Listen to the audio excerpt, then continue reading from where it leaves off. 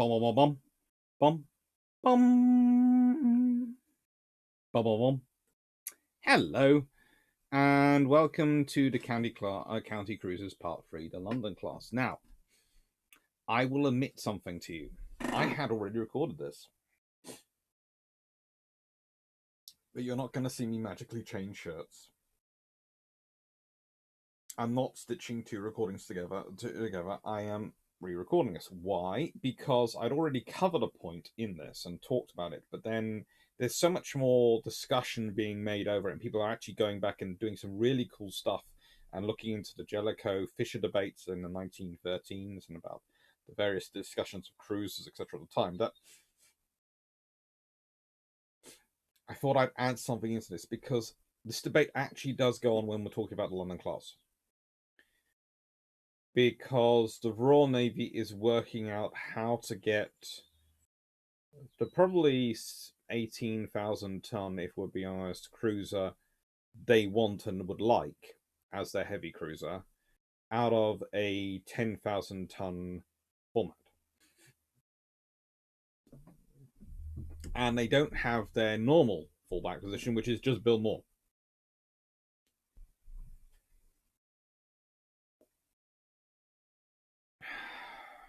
They don't have that.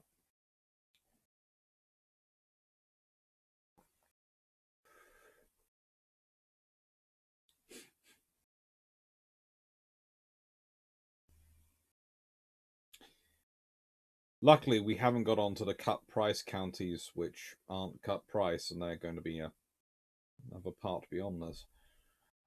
Which, of course, two parts beyond this, actually. Where, you know, the A class ships were 2.18 million, and the B ships, the economy counties, were 1.8 million. No, we are talking in something far bigger terms.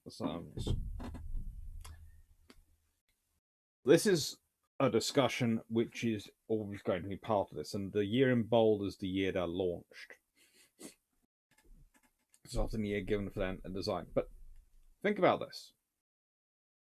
When you're building HMS Invincible, you are building a ship for roughly 1.7 million. 1.75, well, roughly 1.75 million, let's say. It's 1.744, and actually that's slightly more expensive than her sister was. By 1929, a cruiser is 2.18 million, but by 1918, we're talking about in the launch date, so 11 years later, the cost of battle cruiser is 6 million. HMS Invincible is 20,750 tons at deep load. Hood is 47,430 tons at deep load. When you first build the battle cruisers, the thing is, there isn't as wide a gap between them and a 10,000 ton cruiser, if you're building them, as you would think. In fact, if we consider it, HMS Duke of Edinburgh here, who is built at a not too dissimilar time to the Invincible class. She's built between 1903 to 1906. She's in service from 1906 onwards. Costs in at 1.2 million, roughly the most expensive, and weighs in at 12,790 tons, i.e. 13,000 tons for the heavy cruiser. So, honestly, if you've got to pick which one you're going to make, which one you're going to build, you're probably going to go, well, this is only a few £100,000 more. It's a lot bigger. It's a lot more effective. We might as well build this. The crew sizes aren't that dissimilar in terms of, you know, numbers and the costs and the, you know, there's things like the Duke of Edinburgh class. They're quite big. They need to be sustained. Okay, they're not as big as the Invincible class, but the world isn't that much different. Within a decade, though, and this is the point that I make about heavy cruisers, the battle cruiser has surged up in size. It's now twice the size, and more than twice the size it was. When you're building HMS Hood, if you turn around to someone saying, well, we need a 20,000 ton cruiser, what I'm going to do is I'm going to rebuild HMS Invincible. They laugh at you. Because that definitely is a battle cruiser. In which case, you're building a battle cruiser which is intentionally weaker than the other battle cruisers. And these are going to be bigger and better. But you still need that 20,000 ton ship. You need that long range cruiser. You need to be able to produce in numbers. You could afford to produce that for not much more than that. But that is 3 times the cost of a county class. And a county class is built later when there's been inflation, all sorts of things.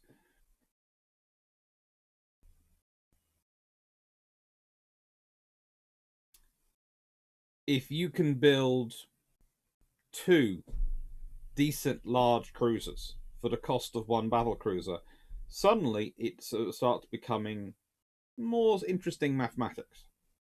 Because especially when you consider the Royal Navy can't afford to build just 1 ship. That's the reality for the Royal Navy. They need a battle cruiser squadron. They need really at least 4 ships. So ideally, you'd have been spending 24 million on that. But that gets you 4 ships, which allows you to be in 4 places at once. And one of those places is going to be refit. And one of those places is definitely going to be in, well, long-term refit. One of those places is probably going to be in short operational refit. So maybe 2 are available. One of those could be training up. So probably practically 1 is fully worked up and fully available. The odds are that with 1 quickly available, if you have 4. But if you can spend 3 million, or if you're buying them in bulk, maybe you get the cost down to roughly 2.5 million, you can have 8 to 10 heavy cruisers. Heavy cruisers which are powerful enough that a battle cruiser has to think twice before it engages them, but cheap enough you can have in numbers that you can have all the places you need them in the world. And again, one of the points that comes, I have to explain this, the different and discusses the different purposes for the heavy cruiser versus the light cruiser versus the battle cruiser.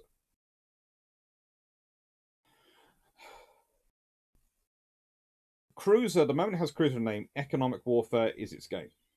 Okay, cruiser in name, economic warfare is its game. That's the point in this period. Whether it's trade protection or trade interdiction, economic warfare is a big part of its role. It might be the scouts of the fleet, the eyes of the fleet, and all those things, but economic warfare is where it comes in.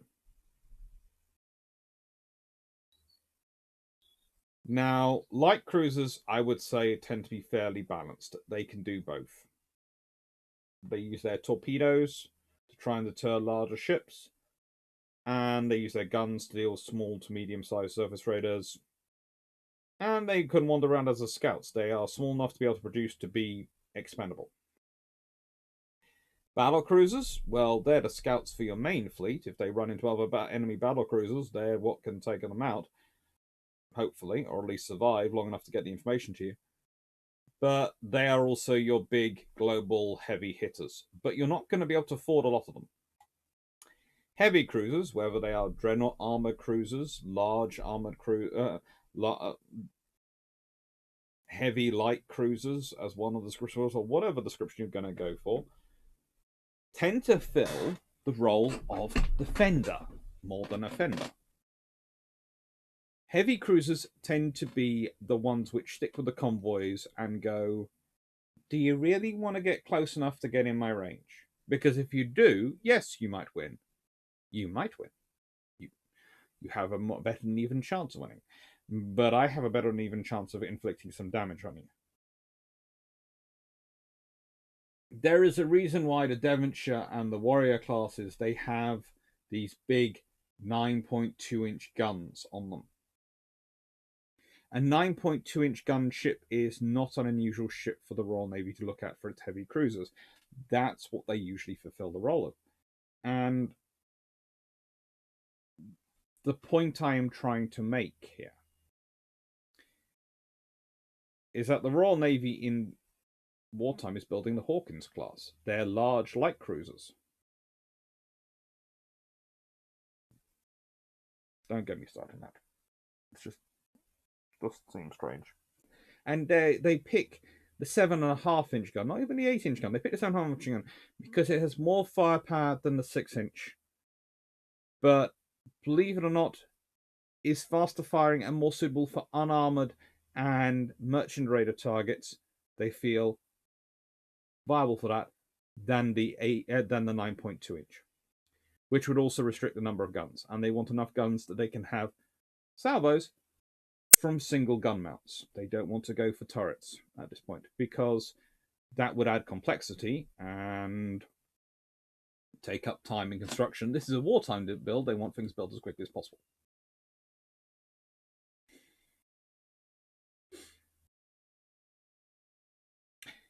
And so we end up in this scenario.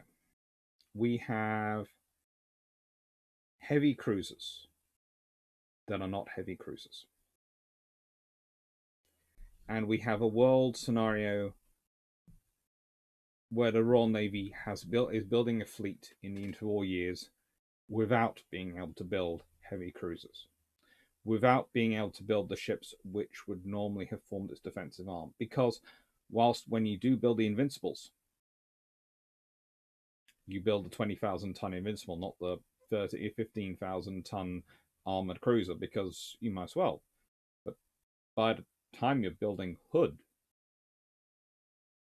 well, your battle cruiser is now 40,000 tons, requires 47,000 tons in full, requires all sorts of support and maintenance. You would rather, and I think this is being quite honest in saying this, you would rather have something slightly cheaper for foreign station flagships.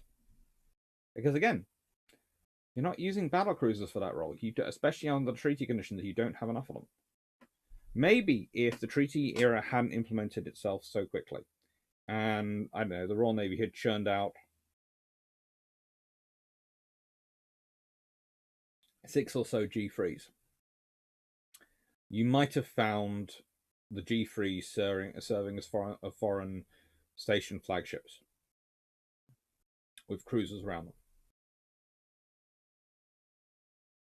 But that's providing the Royal Navy keeps quite a large fleet and gets the funding for that to keep that large fleet, and so they have a necessity for that large fleet. The odds are that doesn't happen. The odds are if the Royal Navy gets 6 G3s, then you're looking at a world where Hood, Renown, and Repulse probably remain. But now the Royal Navy has what, 9 battle cruisers? They'll want maybe 18 battleships, but that'll be the force they'll be keeping.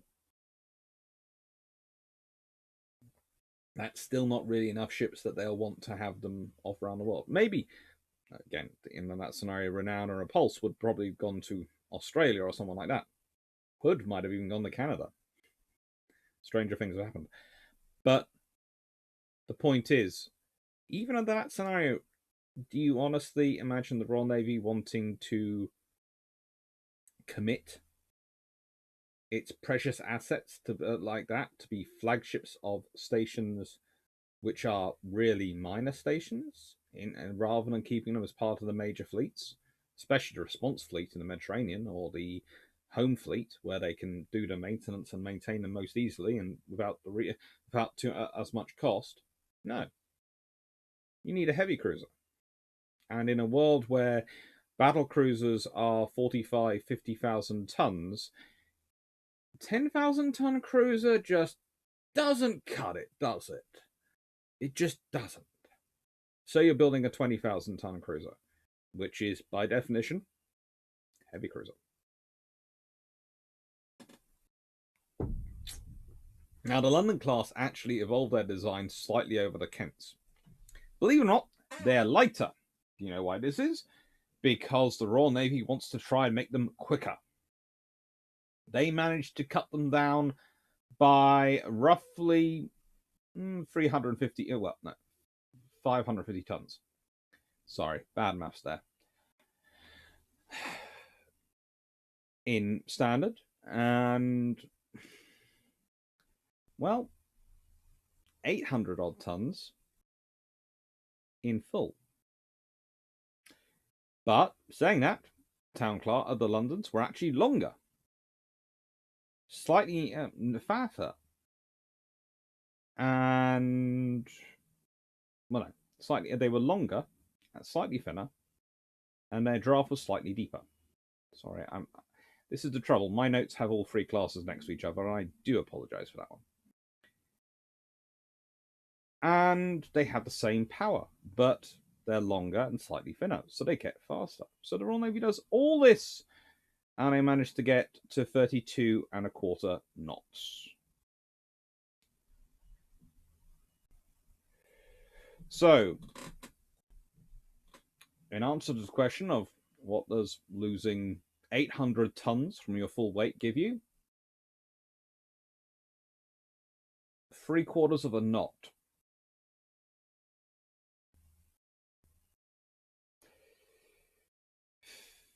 They have the same armament. They have the same armor to an extent. Slightly less, actually, armor in some areas. They are good ships.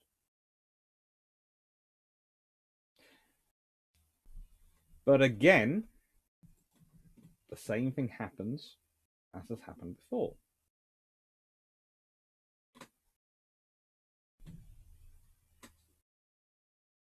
The Royal Navy wanted more ships, and actually HMS London would go through the most comprehensive of any of the county classes modernizations.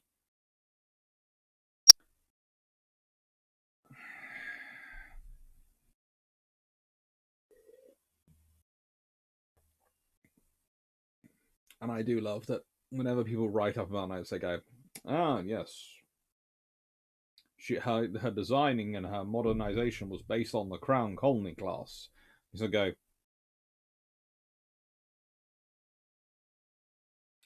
Crown Colony is based on the Town class. Town class were around before the Crown Colonies. I'm fairly sure, therefore, that you should probably say the Town class. But I do know why people like to say the Crown Colony class, because they used the most up-to-date designs when they modernized it, so they took the ones which they were preparing for the Crown Colonies, which were derivative of the towns. It's the fun point with the designs. So, if the Yorks are your cut price counties, your Londons are your speedboat counties. They are everything designed to try and give them speed. And this is, again, an interesting thing with this class, because what does it tell us about what the Royal Navy is thinking of at this time? Where are the London class based? What are their roles? Well, the London class are kind of special, but I often treat them more as the reaction cruisers, in that their career is more often with 1st Cruiser Squadron. In fact, during her first commissioning, HMS London is the flagship of Admiral Max Horton while he's in command of 1st Cruisers, and her flag captain is Henry Harwood. That's rather cool. And it shows their purposes again, because this is a class the Royal Navy is depending upon in terms of cannon class for their station flagships, for their status ships. And that's another problem. When you have capital ships going around the world which are 30 to 40,000 tons, and your station flagship is a 10,000 ton cruiser, it had better look good because it's got a lot to to make up for. This has been a problem for the Royal Navy. They developed the entire second-class battleship concept for dealing with that job. Basically, stations in the world where we need something with status, but oh, good lord, do we actually want to have the full combat capability of a proper battleship? No, because it's expensive. We have to maintain it out there, and we're not going to use it. If we do have to use it, then the first-class battleships are going to be turning up jolly quickly.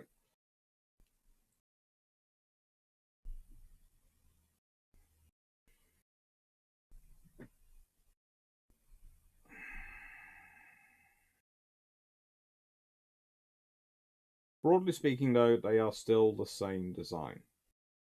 They are thinner and longer, but they're the same design. Broadly. Close enough, kind of like the various Arleigh Burke flights that no one's asking questions. The Royal Navy didn't have to start calling them the super counties to get away with them. Again, we can look through the history of this. There's been the super dreadnoughts, which were first of all the 13.5-inch gun dreadnoughts, and then the Queen Elizabeth class, which were the super duper dreadnoughts, but that sounded silly, so they called them the super dreadnoughts. The US Navy, of course, does the Hornet to the Super Hornet. The Royal Navy with the counties, just close enough they can keep them as the same class. And HMS Devonshire. Now, if you've noticed, I am doing these all in number order. Not in launch order, not in class name order, but in number order. Devonshire is number 39. She's given the pennant number of 39. This, I feel, is rather suitable for her. She does quite a lot of roles. She does have a brief tour on the China station, but she spends most of her pre-World War II career in the Mediterranean. She starts off her World War II service in the Mediterranean. And then she returns to the home fleet to become a flagship of a cruiser squadron. She was the 5th ship of her name to serve the Royal Navy. And she's laid down in March 1926, launched in October 1927, and completed on the 18th of March 1929. So she is technically completed on the same day I was supposed to be born.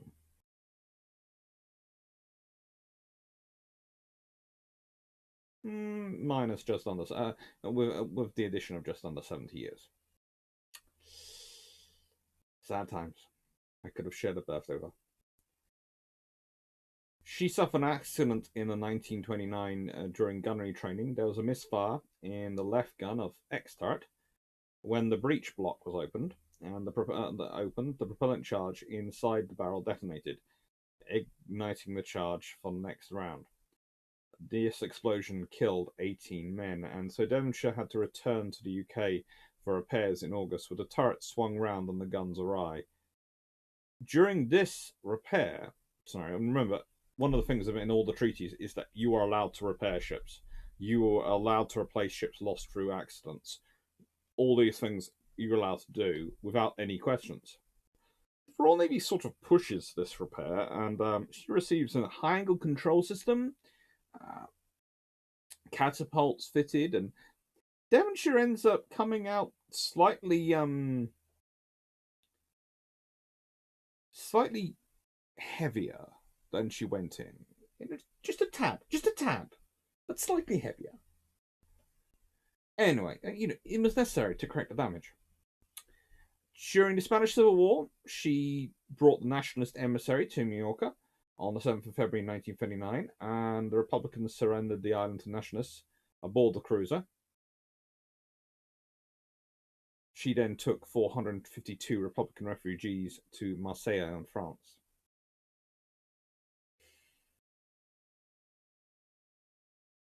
After Rawalpindi was sunk in World War II, she, along with Nelson and Rodney, sailed from the Clyde to try and hunt down the German ships. Not sure quite what the plan was, but I think probably Devonshire was supposed to run them down and try and slow them down. Nelson and Rodney would then turn up and basically go, "We hear you're called the Terrible Twins. We are the original Terrible Twosome. So let's have a party." Lots of fireworks. Lots of fireworks.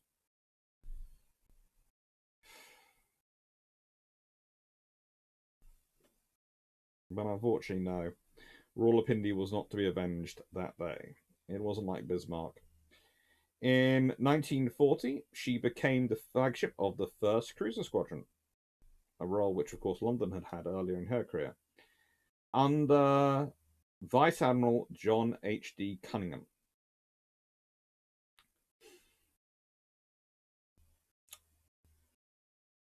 A future First Sea Lord.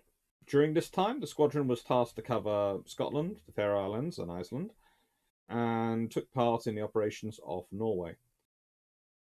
During the Norway campaign, lots of little operations. At one point, Cunningham and his ships were detached to Tromsø, where he conducted negotiations with local officials to refuel there and to bring Norwegian troops west from the Kirkenes.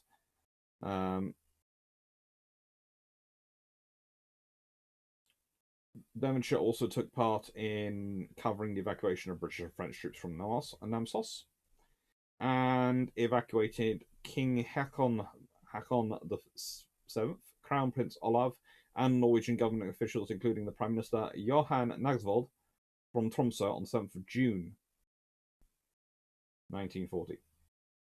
She took on board a total of 461 passengers, and of course, she passed within on this journey 50 miles of the action in which Glorious and 2 destroyers were sunk by Scharnhorst and Gneisenau. The reason they did what they did was Cunningham's orders were to get Hakon the 7th to safety. The more I've dug into this, the more I found out that Cunningham had actually requested an escort, had requested it be a larger force. And honestly, it would have seemed sensible that if you were trying to get the royal family and the government of Norway back to the UK, well, Glorious isn't exactly going to slow you down. She's a fast ship. She's got 2 fast destroyers with her. That would have been a little sort of escort group and could have kept up an aerial patrol, and would have probably kept up an aerial patrol because, well, there would have been a vice admiral sitting on Devonshire's deck, going, "Where is my air cover?" And then if the captain of Glorious said, "Well, I don't think it's necessary," the captain of Glorious would have probably had a very short come to Cunningham moment. Anyway, she then goes and takes part in Operation Menace, the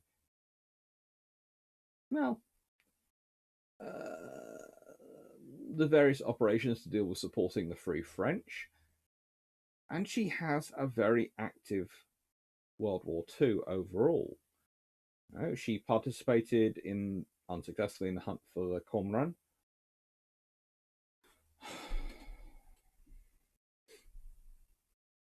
And then she goes to Norfolk, Virginia in 1942 to receive Type 273 gunnery radar and some Oricons. And then she joins the 4th Cruiser Squadron in the Eastern Fleet, escorting a convoy from Charleston, South Carolina to Freetown, Sierra Leone en route. She has a really wonderful career. She's also one of the few ships which returns after going from the Far East, then returns to home fleet, takes part in operations in Europe for the end of the war in Europe, and then is on the way for being dispatched to the Far East again. It really shows the plurality of naval warfare that she's going backwards and forwards. In 1953, she took part in the Fleet Review to celebrate the coronation of Queen Elizabeth II. But in 1954, she sold for scrap, and she's broken up by John Cashmore Limited in December 1954.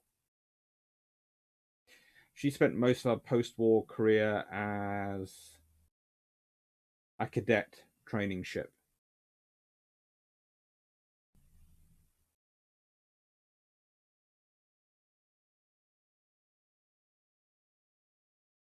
She had a good career.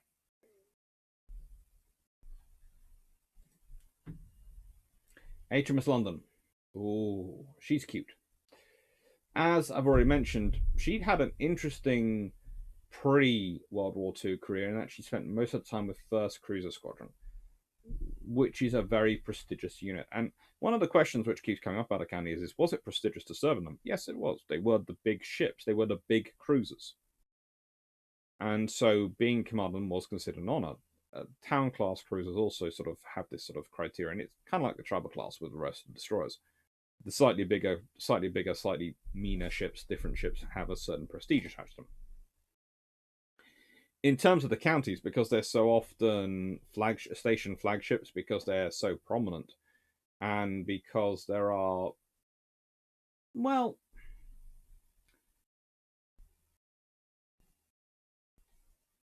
there are very nearly, well, not quite, but there are 15, including the Yorks. There are very nearly as many of them as there are capital ships. Capital ships, in terms of battleships and battlecruisers, are the preeminent job for gunnery officers to get aimed for. But if you're a more general service officer, then really it's a cruiser you want to get to. Cruiser, a good cruiser command, a good experienced commanding cruiser, that can be your move into admiral rank. And a county class cruiser, which is more often than not either a prominent ship on station or the flagship, especially once you're going out around the world and you're away from the home and fleet and the Mediterranean fleets. These are the big ships. That is a very prestigious post to get, and a useful one.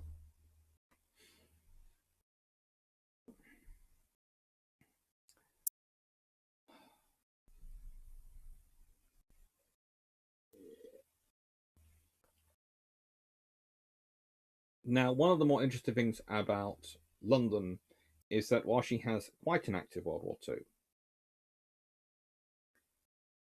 she is also part of the Amethyst incident post World War II.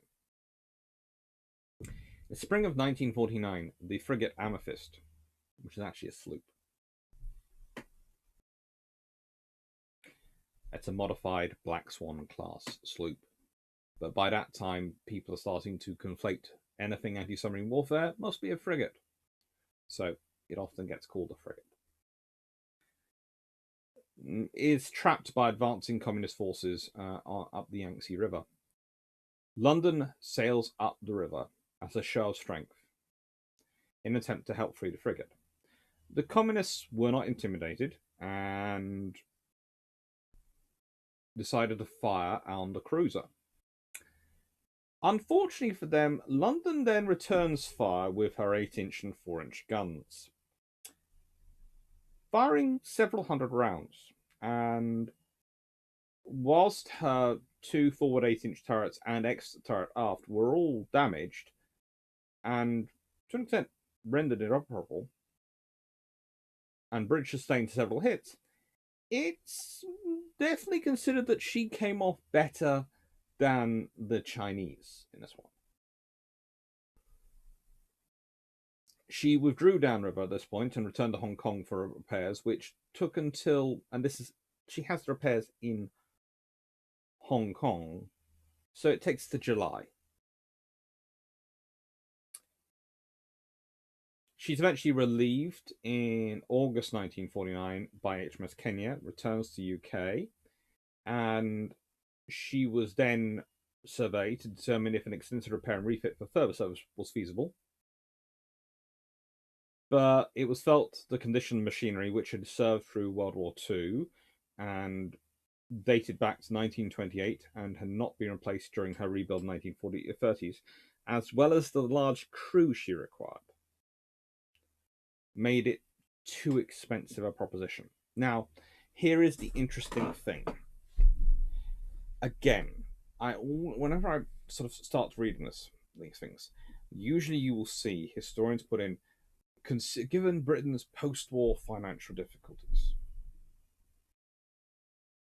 Britain did have financial difficulties post-war. They were readjusting the economy, dealing with all the efforts they wanted to focus on.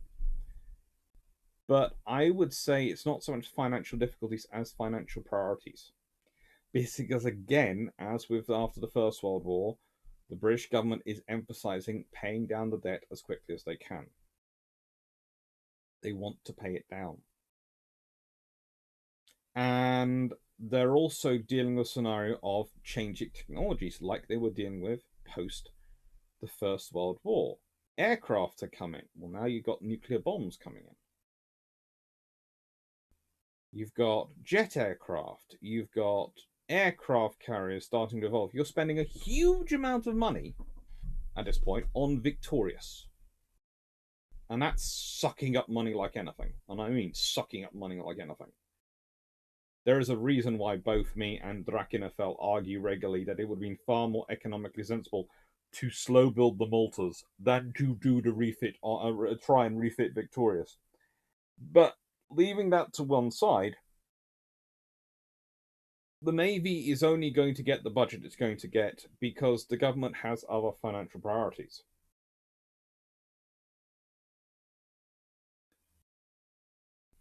And that's fine.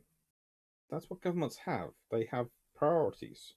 And war was over, and they were hoping there were a lot in the government, especially the immediate post-war Labour government, were hoping war was over and war was over for good for at least a few years, so they could concentrate on their quite ambitious, to an extent, social programme.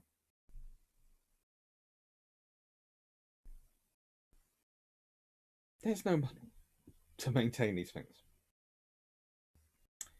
And it's a case of what's the status? Well, we have these big town class cruisers and Crown Colony class cruisers, which look impressive and look quite modern, and they all have 6-inch guns. Well, we have an impressive looking 8-inch gun cruiser, but we're probably not going to retain the rest. We may do, we may not. But that'd be one 8-inch gun ship we'd have to maintain, or we could maintain Vanguard.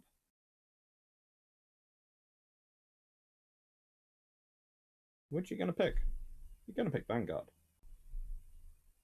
There's not much cost in terms of operational cost difference at this point.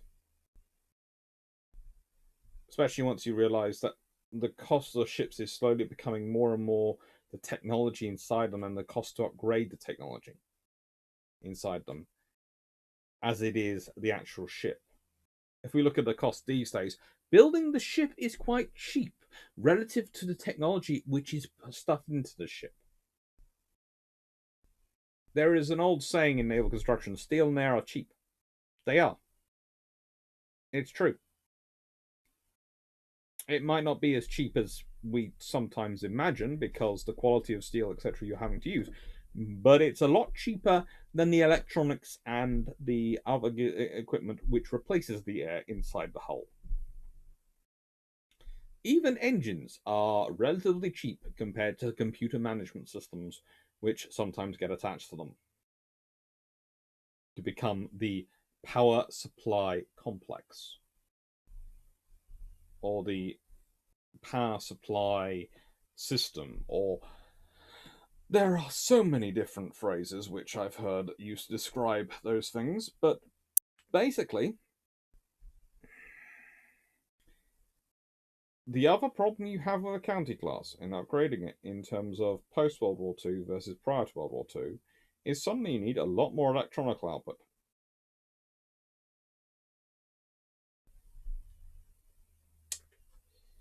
And those 8-inch guns take up a lot of space and are a whole training pipeline.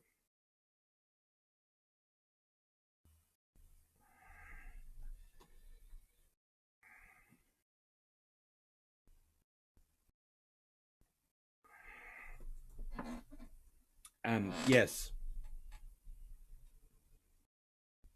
that is HMS London's pennant number.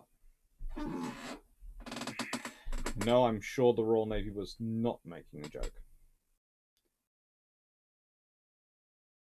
Now, Shropshire has 3 pennant numbers during her career. She starts off as 73, she later becomes 83, and later still 96.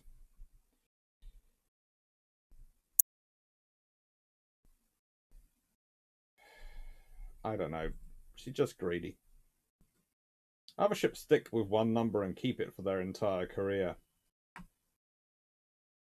Shropshire, no. Now, she has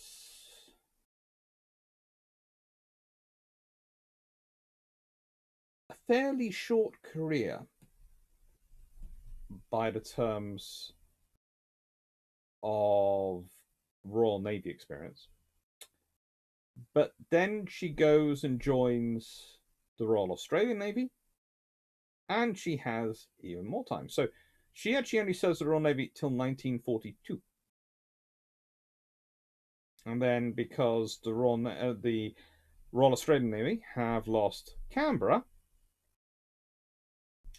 she is transferred to the Royal Australian Navy. There's a whole debate about her. There's all sorts of things of people going, ooh, what should we call her? She's, of course, as I've mentioned in the briefing, she was supposed to be renamed to Canberra, and that is what King George VI announced. But Roosevelt had already chosen to commemorate the Australian warship's loss by renaming an under-construction Baltimore-class cruiser, Pittsburgh, as Canberra. Not going to give it to the Australian Navy, going to keep it themselves, but it's an honour. It's going to be a Canberra serving in the US Navy.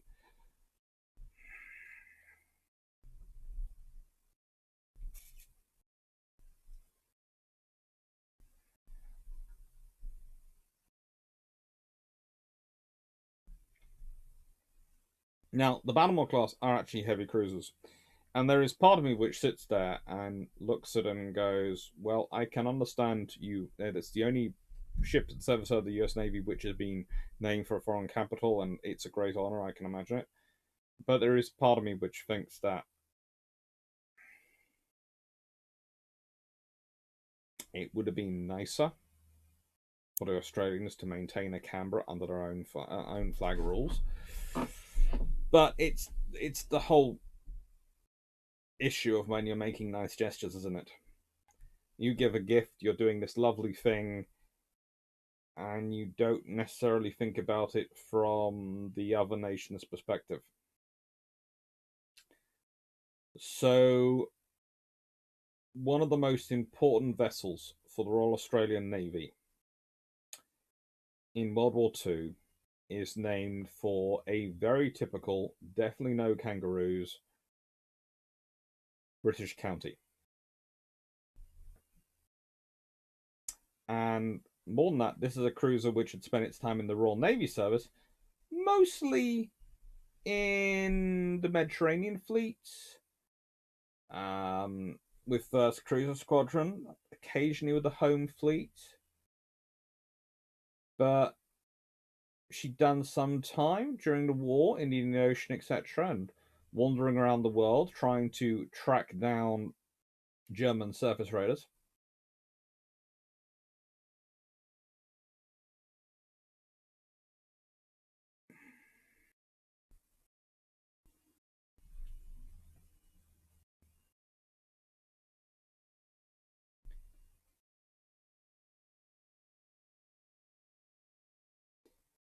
There are also issues, I have to admit, in terms of the name change before we get into it, in that there were protests and worries in the UK about changing the name to Canberra after it had been sort of sunk, because there were some people who felt, and sailors are a bit superstitious, that naming a ship directly for one vessel which has just been sunk and changing the name is inviting bad luck. I'm not sure I put too much faith in that versus people just being loud. She had a good career. She served alongside. Sorry. She served alongside Task Force 74, mainly, but she did also manage to get involved in a few other interesting side campaigns. She participated in landings at Hollandia. She operated, well, during her operation in the Wakte Same Biak area, a bomb was accidentally dropped by a United States aircraft between her and HMAS Warramunga, one of their tribal class destroyers. The bomb missed both ships and appeared to cause no damage, but 4 days later, the cruiser's engines began to malfunction, and so Shropshire had to return to Australia for repairs. It was found that it had moved things off bearings.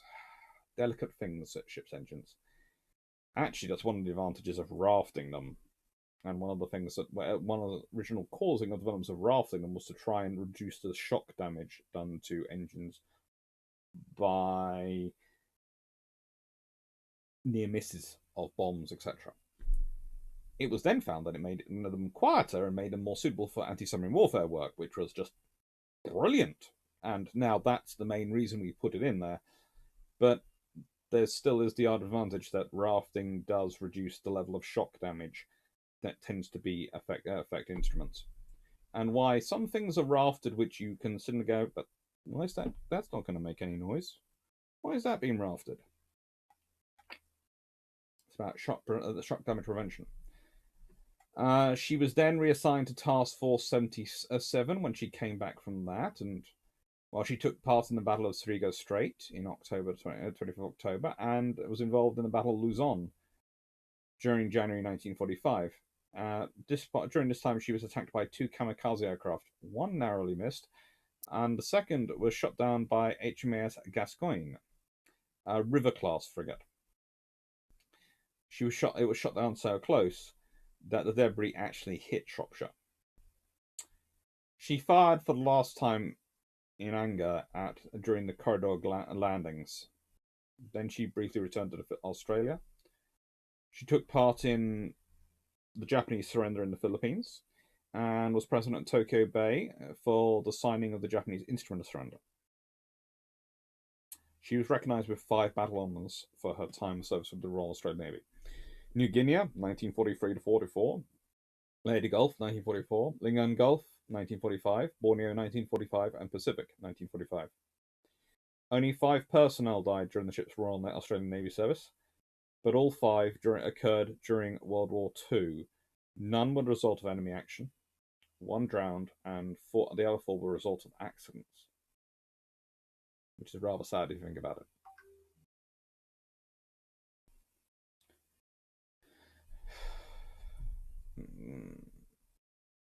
In May 1946, after returning to Australia from Japan, she transported May 1946, after she'd returned to Australia from Japan, she transported the Australian contingent to the UK for the British Empire victory celebrations, and then returned back to Australia in August.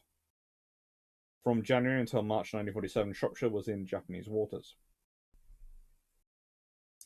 In 1947, she was prepared for decommissioning. She was not paid off into reserve till 1949. And eventually they decide that they are going to get rid of her.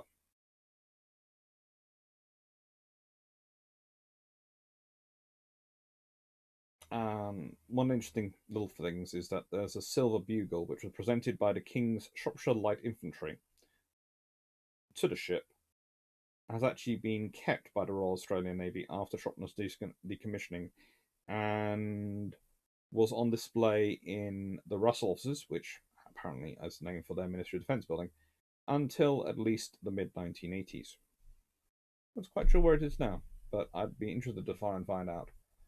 And when I say no one's quite sure where it is now, I've done a couple of internet searches and I haven't been able to track it down. Oh, great.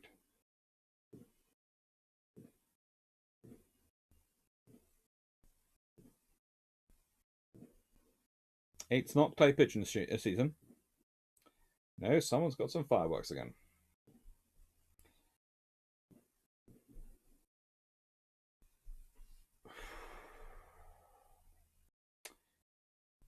So, HMS Sussex.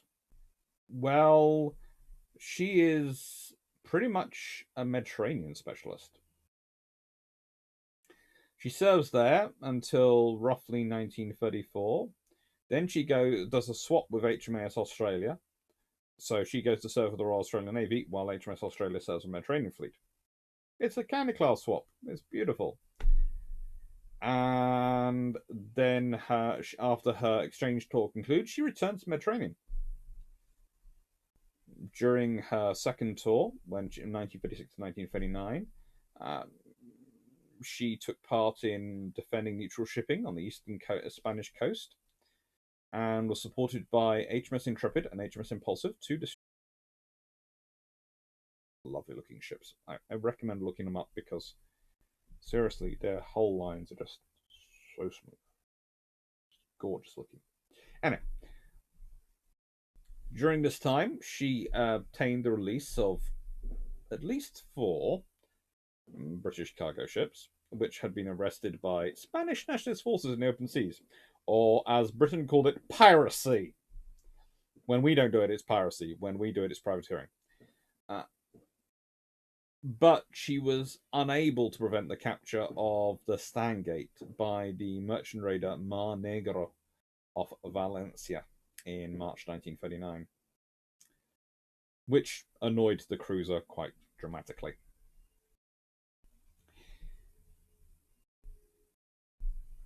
Now, she operated with Force H when it was first set up. Now, one of the things that's often forgotten about Force H is it was actually sort of in existence before it sort of comes into its famous time. And there is a part when the forces are out hunting down Graf's Bay, and she's part of the force which is doing that.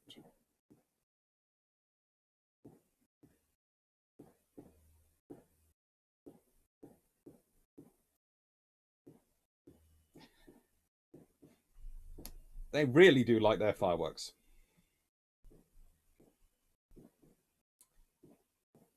Following the scuttling of Graf's Bay, during which time during that hunting she'd been partnered with HMS Renown especially, and they'd actually intercepted the German passenger ship Wassiti. But following the scuttling of Graf's Bay, she returns to the UK, serves in the Home Fleet during the Norwegian campaign. She's then refitted at Liverpool and goes and joins the 1st Cruiser Squadron, now based at Scapa Flow.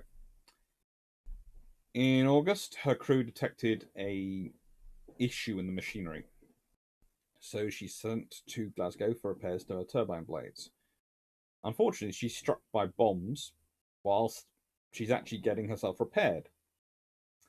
These bombs caused fires and gutted the aft end, and she settled on the bottom of a heavy lift.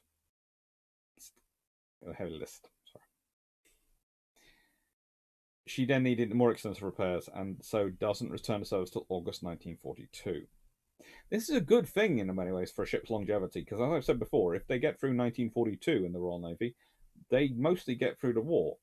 If they fail to, if they, you know, most of the ships are lost prior to 1942. So, yeah, the fact she spent most of those 2 years in Stevens Shipyard's Govan, and whilst there, she was fitted with new radar equipment, fire control equipment, Oricon 20mm cannon, some 8-barreled pom-pom guns, and all those things.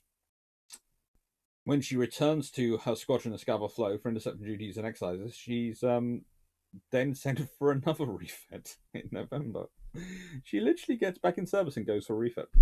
And this is then she's sort of worked up again in 1943. And then she's sent to the 4th Cruiser Squadron in the Indian Ocean. On her way there, she managed to intercept and sink the German tanker Hohenfreiburg, just southwest of Cape Finisterre. U-246, U-264. Sorry, I keep wanting to call her U-246. U-264 tries to get an immediate revenge, but unfortunately, Sussex managed to avoid all 4 torpedoes fired at her by doing a... Anyway, she takes part in a lot of operations in the Far East. She covers the operations in the Netherlands, East Indies. She gets hit by kamikaze bombers. That's a picture of one of them. That imprint was apparently used to identify the aircraft as a Mitsubishi Ki-51 Sonia. And in the 5th of September 1945, at 11:30 a.m., HMS Sussex entered Singapore harbour, carrying the flag of Rear Admiral Cedric Holland. And it was there that she had General Seshiro Itaki, the commander of the garrison of Singapore, sign the formal surrender of his army, which was, of course, the completing and final point of Operation Tiderace, the Allied plan to recapture Singapore. Well, not actually. Let's be honest. The Operation Tiderace, the plan to recapture Singapore, had involved an amphibious assault and all sorts of troops and basically a huge operation. This was more a case of turning up and going, so, you're going to surrender. You're getting a county-class cruiser to come do the surrender. She's a good ship for it. She certainly earned her right to be there for the surrender ceremony. She's paid off in 1949, and the British Iron and Steel Corporation takes her on in January 1950, and she's broken up by W.H. Arnott Young Company Limited in February 1950. She had a good career. She had been laid down in February 1927, launched in February 1928, and commissioned on the 19th of March 1929.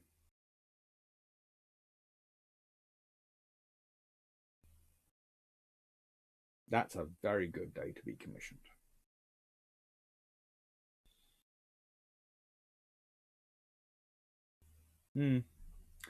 Sadly, still a few years too early. Right then, what have we got coming up? Well, this, of course, is London class. This is February the 1st when this has come out. And what have we got coming up? Well, as you can see, Naval History is coming, and 2022 is going to be full of cruiser long patrols. This is what it's like when I'm recording it at the moment. I am going to add to this list. I am not going to take things off it. So even if I do more cruiser long patrols, I am not going to start taking off January or February or March or April or whatever after I get through them. So you can go and see at the end of these videos what the full list looks like. And I think this is a pretty good list already, but it's going to get better. I hope you look at the other cruiser long patrols I've got on my channel, and I hope you enjoyed them. Thank you very much for watching. Please, if you like, subscribe and share, because I do all this because I think people can learn a lot from naval history and learn a lot from reading it forward. And I hope I give it away and give it in a enjoyable style that you like, you learn from, you enjoy, because if you enjoy stuff, you're more likely to learn stuff and find it useful and want to share with all of us. Thank you very much. Have a nice day and take care.